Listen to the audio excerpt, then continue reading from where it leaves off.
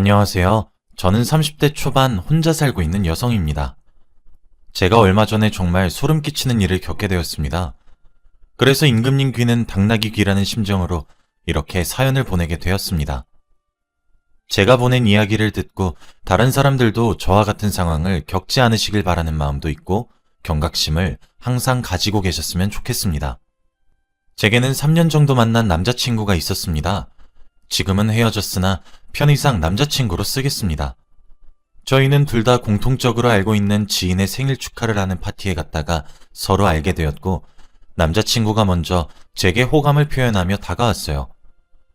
저도 그런 뭔가 사랑에 대해 적극적이고 노력하는 생각들이 마음에 들어 호감을 느끼게 되었고 저희는 그렇게 자연스럽게 연인 사이로 발전을 하게 되었습니다.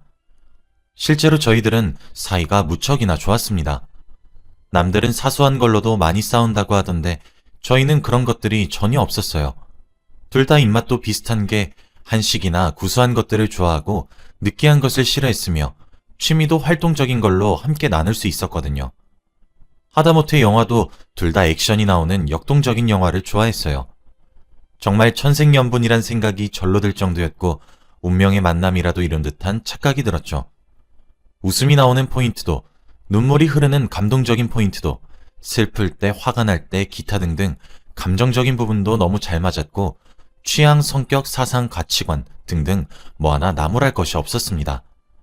남자친구는 또 평등을 외치는 편이라서 제가 요리를 하면 설거지를 하는 식으로 뭐 하나 저 힘들게 하거나 그러는 행동들도 안 하고 정말 저만 위해주고 저만 바라봐주는 그런 남자였습니다. 사실 저는 비혼주의이자 비출산주의였습니다. 저는 결혼을 해서 누군가의 아내, 누군가의 엄마로서의 삶을 살고 싶지 않았고 오로지 한 사회를 살아가는 여성으로서 살아가고 싶은 마음이 강했거든요. 그렇다 보니 당연히 여자 몸 하나 버려가면서 아이를 낳아 기르는 것도 저는 별로 좋게 보이지 않았고 자연스럽게 출산도 하지 않아야 되겠다는 생각을 가지게 되었습니다. 저는 임신과 출산이 분명 새로운 생명의 탄생을 축하해야 하는 일은 맞다고 생각하고 당연히 받아야 할 축하라고 생각은 하고 있지만 그것조차 한 여자의 희생으로 태어나는 것이라면 여자가 희생을 감수하고 받아들이겠다고 결정했을 때 태어나야 한다고 생각하거든요. 그런데 제 남자친구는 저의 이런 생각을 정말 지지해 주었습니다. 사실 이렇게 결혼도 출산도 아이도 모두 원하지 않는다고 말을 하면 보통 사람들은 대체 왜 그러냐고 물어보기도 하고 이해가 전혀 되지 않는다는 눈빛을 보내며 관계를 정리하거나 그러거든요. 그리고 제가 가정을 책임질 생각이 없다 보니까 그런 생각도 존중은 하는 편입니다. 그래서 깔끔하게 헤어지기도 하는 거고요. 그런데 남자친구는 제가 만나온 사람들과는 다르게 절 있는 그대로 사랑해주고 저의 모든 생각과 사상 그리고 가치관들을 존중해 주더라고요. 정말 이렇게 생각이 잘 통하는 사람이 있단 것에 너무 신기하면서 감사한 마음이 들었고 이 남자와는 정말 결혼을 하고 이 남자를 닮은 아이를 볼 수 있다면 내가 희생을 감수할 수 있다는 생각이 마구마구 들기 시작했죠. 제가 이렇게 변한 생각을 남자친구에게 말해주니 남자친구는 정말 뛸 듯이 기뻐했고 너무 좋아했습니다. 감격의 눈물을 흘릴 정도로 말이에요. 큰 결심해줘서 너무너무 고맙고 자기가 살아온 순간 중 지금 이 순간이 가장 기쁘고 행복하다고 하면서 펑펑 우는데 그런 모습이 제 눈에 얼마나 사랑스럽게 보였겠습니까? 저희 집에서도 경사라고 팔 벌려 환영했죠. 결혼도 하지 않고 혼자 살겠다고 아이는 기대도 하지 말라고 못을 탕탕 박은 딸내미가 뒤늦게라도 결혼해서 아이도 낳고 알콩달콩 살겠다고 하니까 부모님이 얼마나 기뻐하셨겠습니까? 당연히 양가에서 저희가 결혼을 하겠다고 선언을 하자마자 빨리 보내야 되겠다고 결혼 준비를 서두르셨습니다. 상견례는 물론이고 예식장과 스튜디오와 드레스 컨택 등등 모든 것이 일사천리로 진행이 되었어요. 저도 그런 부모님의 신난 모습을 보고 있으니 저도 괜시리 죄송스러운 마음이 들더라고요. 부모님이 이렇게 좋아하시는 모습을 본 것이 처음이라서 죄송스럽기도 했고 뒤늦게 효도하고 있다는 생각이 들어서 뿌듯하기도 했고 뭐 그랬네요. 그렇게 드레스를 맞추고 스냅 사진을 찍었습니다. 저희는 청첩장을 좀 늦게 준비해서 이제 청첩장만 나오면 되어서 그걸 기다리고 있는 상황이었습니다. 이미 저희는 오래 만나기도 했고 그래서 살림도 먼저 합쳤죠. 원래 혼자 지내고 있었던 제가 지내고 있던 작은 아파트에서 살기로 했고 양가의 경제적 지원은 받지 않기로 했어요. 솔직히 사귀면서도 남자친구가 저희 집에 자주 놀러 오기도 했고 몇 번 자고 가기도 해서 반동거처럼 지내긴 했어서 별로 막 색다르거나 하진 않았죠. 그냥 이제와는 달리 자고 간다는 것이 합법이라서 좋다. 뭐 이 정도의 느낌이었던 것 같고 남자친구의 짐이 본격적으로 저희 집에 하나둘씩 들어오는 느낌이었어요. 침대만 좀 큰 사이즈로 바꾸고 살림살이도 뭐 제가 쓰던 거 계속 사용하기로 했죠. 그러던 어느 날이었습니다. 남자친구와 함께 잠을 자고 있었는데 남자친구에게 전화가 한 통 걸려오더라고요. 남자친구에게는 20년도 넘은 정말 친한 친구가 한 명 있었는데 그 친구의 아버지가 돌아가셨다는 전화였습니다. 소중한 친구여서 그런지 남자친구는 전화를 받자마자 바로 가겠다고 했고 옷만 갈아입고 상을 치르는 것을 도와주게 될 것 같으니 3일 정도 못 들어오겠다고 제게 설명을 하더라고요. 그런데 저도 3년이란 시간 동안 남자친구를 만나오면서 그 친한 친구분의 얼굴을 보지 못했던 것도 아니고 종종 남자친구가 친구분을 설명할 때 형제 같은 친구라고 몇 번씩이나 언급했었어가지고 저도 쿨하게 보냈습니다. 제가 남자친구였어도 똑같이 행동을 했을 것 같았거든요. 그렇게 남자친구가 없는 동거 생활을 하고 있었습니다. 합법적인 동거를 시작하고 처음으로 남자친구 없는 침대에서 자게 되었어요. 그래서 그런 것인지 아니면 마음가짐이 달라져서 그런 것인지 참 싱숭생숭하더라고요.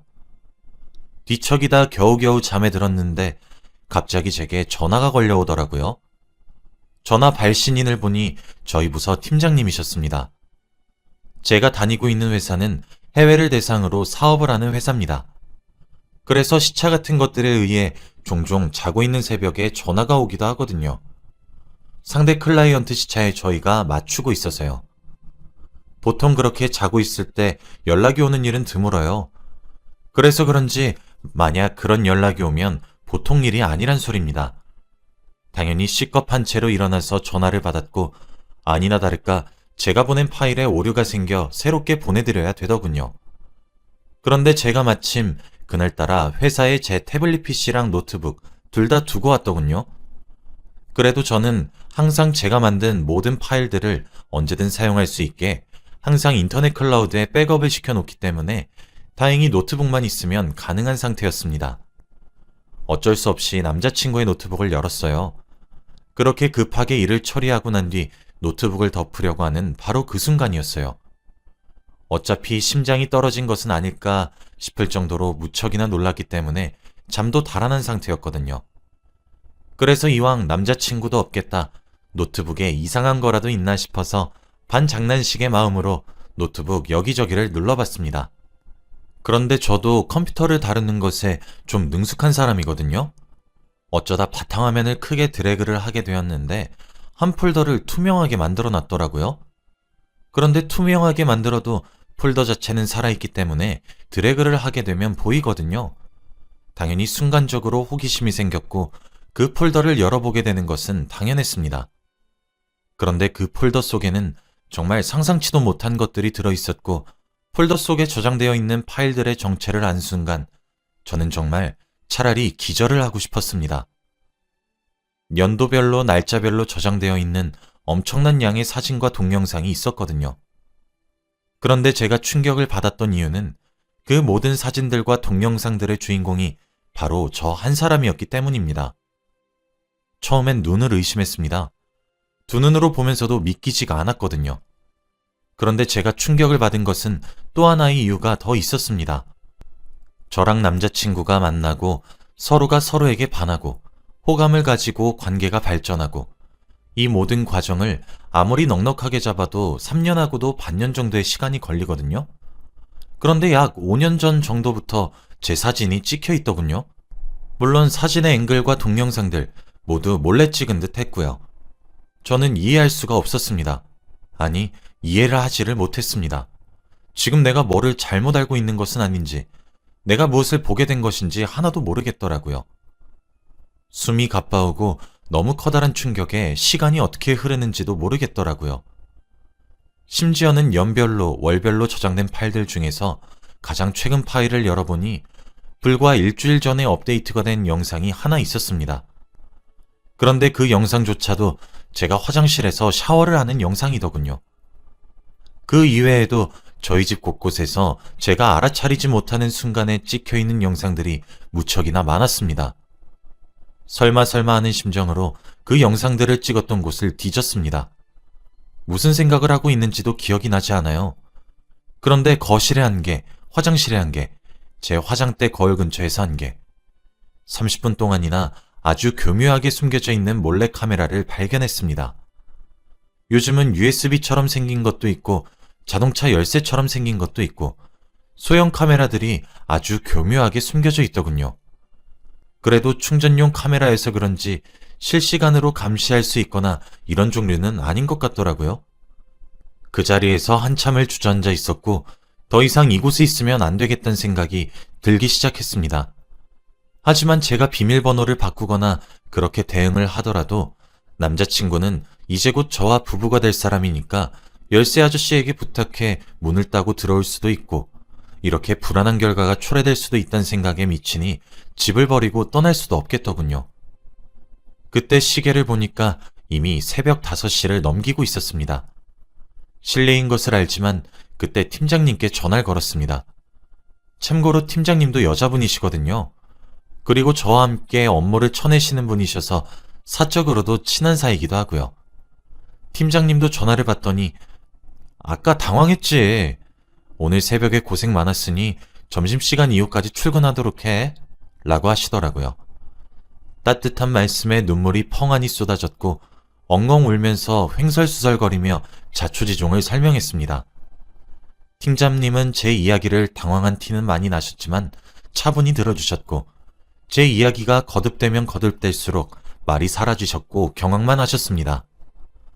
저는 지금 가족들에게 알릴 것이고 경찰에도 신고할 것인데 그렇게 해결을 하고 사건을 접수하고 그러기 위해선 3일 정도만 다급하게 휴가를 신청해야 할 것 같은데 허락해달라고 회사에 말 좀 잘해달라고 울면서 부탁을 드렸고 팀장님은 개인적인 사유로 휴가 처리를 해놓을 테니 회사 걱정하지 말고 정신도 놓지 말고 정신 똑바로 차리고 일 처리를 하라고 신신당부를 하셨습니다. 제가 팀장님께 말한 이유는 회사에서 제가 빠지기 위해 핑계를 대기 위해서였고 팀장님은 저와 친하기도 하고 서로 사적인 이야기도 많이 해서 좀 도와주셨으면 하는 마음이었거든요. 그렇게 회사를 어떻게든 해결했습니다. 그때 시간을 보니까 새벽 6시 반이더군요. 저는 남동생에게 전화를 걸었어요. 남동생은 누나 하면 껌뻑 죽습니다.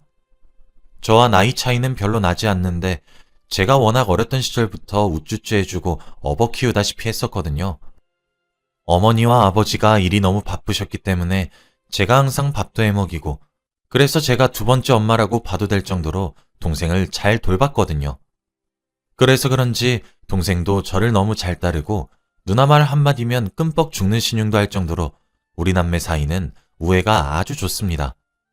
그런데 아침 대바람부터 결혼 앞둔 누나가 엉엉 울면서 대성통곡을 하면서 전화를 자신한테 거니 제 동생도 얼마나 놀랐겠습니까? 당장 제가 지내고 있는 곳으로 온다고 했고 동생을 기다렸어요. 차마 부모님께는 수치스러워서 알리질 못하겠더군요. 동생은 그날 아침 다급하게 회사에 월차를 내고 저희 집에 아침 대바람부터 들이닥쳤습니다. 일단 제가 엉엉 울고 있으니 저를 우선적으로 달랬어요. 그래도 든든한 동생과 함께 있으니 저도 심신이 좀 안정적으로 변하기 시작하더군요. 그렇게 동생에게 남자친구의 노트북을 보게 된 이야기, 그리고 그 안에 무엇이 있었는지에 대한 이야기 등을 했습니다. 동생도 경악에 찬 눈길로 제가 찍힌 영상과 사진을 일일이 보진 않았지만 대충 어느 정도의 수위인진 작은 사이즈로 봤고 그 후 경악을 하더라고요. 동생은 저에게 누나, 정신 똑바로 차려야 돼. 누나가 지금 제일 정신 차려야 돼. 내가 옆에 있잖아. 그러니까 괜찮아. 다 괜찮아질 거야. 그러니 누나, 정신 똑바로 차려. 알았지? 경찰에 신고하자. 엄마한테도 알리고. 누난 수치스럽겠지만 누나, 이거 부모님도 아셔야 해. 응? 내가 옆에 있잖아. 걱정하지 마. 누난 아무 잘못도 없어. 내가 다 알고 있어. 내가 누나 다 알아주잖아. 응? 하면서 절 설득했어요. 그렇게 아침 9시경에 부모님께 동생이 전화를 걸었고 차분하게 모든 이야기를 했습니다. 제가 할 순 없었어요. 전 그때도 패닉에 빠져 있었거든요. 오전 10시가 되자 저와 남자친구가 동거를 하고 있었던 집에 저희 네 식구가 모이게 되었고 엄마는 현관이 열리자마자 신발도 제대로 벗지 못하고 뛰어들어와 저를 끌어안고 울기 바빴고 무뚝뚝하다고만 생각했던 아빠도 노발대발 화를 내기 시작하더군요. 동생은 부모님께도 진정하고 차갑게 식혀야 한다고 진정시킨 뒤 경찰에 신고를 했습니다. 저희는 최대한 빠르게 모든 증거를 찾아가서 증거로 채택되어 그것이 문서로 남길 원했습니다. 남자친구는 친구 아버님의 3일장으로 도와주고 있으니 내일 또는 모레에나 집으로 돌아올 테니 제게 남은 시간이 얼마 없었던 거였죠. 경찰에 신고하니 20분도 채 되지 않아 저희 집으로 경찰관이 도착했고 자초지종을 들은 이후 지원을 요청했어요. 그렇게 지원받으신 분들이 저희 집을 수색하기 시작했죠. 어차피 아직 혼인신고를 한 것도 아니었고 집도 제 명의였으니까요. 그렇게 저희 집 수색 결과 소형 몰래카메라는 총 10대가 추가적으로 더 나왔고 모든 카메라에 지문을 채취했습니다. 남자친구의 노트북도 압수가 되었어요. 그렇게 경찰서에 찾아가 사건의 주소도 다 쓰고 난 뒤 저희 부모님은 제 예비 시댁이 될 뻔한 곳을 찾아갔습니다. 그리고 찾아가자마자 아빠는 시댁에서 깽판을 치셨고 욕 한 번 하지 않았던 엄마도 쌍욕을 하기 시작했어요. 동생도 합세하고 싶어하는 눈치였는데 제가 너무 불안한 상태라 그런지 제 곁을 지키더군요. 영문도 모른 채로 어리둥절하면서 당황하는 그 집 부모들은 왜 이러는 거냐며 소리를 빽 질렀고 저희 아빠는 자초지종을 거의 고함을 지르듯 이야기를 하기 시작했어요. 당연히 그 집에서도 충격을 받았고 어머님은 주저앉으셨고 아버님은 남자친구에게 전화를 걸더군요. 상황이 상황인지라 남자친구는 아버지의 설명도 채 듣지 못하고 바로 이쪽으로 오겠다고 한 뒤 찾아오더군요. 지금 생각해보니 아마 몰래카메라라는 단어 하나만 듣고 난 뒤 모든 상황을 예상했던 것 같습니다. 그러나 저는 더 이상 남자친구를 보고 싶지 않았고 자리를 뜨고 싶었고 제 의견을 존중해 저희 가족들은 저를 데리고 자리를 피했습니다. 동생은 그 집을 떠나기 전 이렇게 깽판 친 것들 다 청구하라고 말했어요. 우리도 더 이상 좌시하지 않을 거라고 스토커 집부터 몰래 촬영 영상들까지 모든 것들 이미 경찰에 신고했고 증거로 채택될 것이니까 이걸로 소송 걸 거니까 콩밥 먹을 준비나 하고 있으라고 소리를 지르더군요. 그렇게 며칠이 지났는지 모르겠습니다. 저는 너무 정신적 충격이 큰 탓에 결국 팀장님께 더 이상 회사를 다니지 못하겠다고 얘기를 드렸고 팀장님께선 저를 말리시며 장기 휴가를 대신 주셨습니다. 무급 휴가로요. 제가 경찰 측에서 더 이상 가해자와 엮이고 싶지 않다고 전달하니 남자친구와의 연락수단은 전부 끊겼지만 사건의 진행 상황은 알게 되었어요. 저희 가족이 정말 두 손 두 발 다 걷어붙이고 나셨거든요. 남자친구는 5년 전 어느 날 저를 길에서 스치다 만났고 그때 한눈에 반하게 되었고 스토킹을 시작했다고 하더군요. 그리고 생일 파티를 했던 지인도 저와 만나기 위해 계획적으로 접근을 했던 거였고 저에게 대시하고 연인 관계로 발전한 이후에도 음침하게 저의 일거수일투족을 감시하고 있었던 거였습니다. 결국 결혼은 당연히 취소되었고 모든 피해 보상을 남자친구에게 청구하는 것은 당연했고 형사와 민사 두 방법으로 소송을 걸었고 남자친구는 결국 징역을 살게 되었습니다. 저는 지금은 팀장님의 배려를 받으며 직장을 다니고 있지만 공황장애와 불면증이 생겼고 정신과를 다니며 심리치료를 병행하고 있으며 약 없이는 가까운 곳도 외출하지 못할 정도로 심각한 타격을 입게 되었습니다. 이번에 느끼게 된 것은 세상이 험한데 이것을 막으려면 저처럼 혼자 사는 여성들이 경각심을 가지고 예민하게 안전에 반응하며 정신을 바짝 차리는 것밖에 없다는 생각이 들었습니다. 저는 시간이 약이란 생각을 하면서 어떻게든 버텨내고 있고 또 살아내고 있습니다. 여러분들 중에서도 혼자 사는 분이 있으시다면 제 이야기를 듣고 조금 경각심을 가졌으면 좋겠습니다. 안전은 항상 경계해도 모자라다고 생각이 드는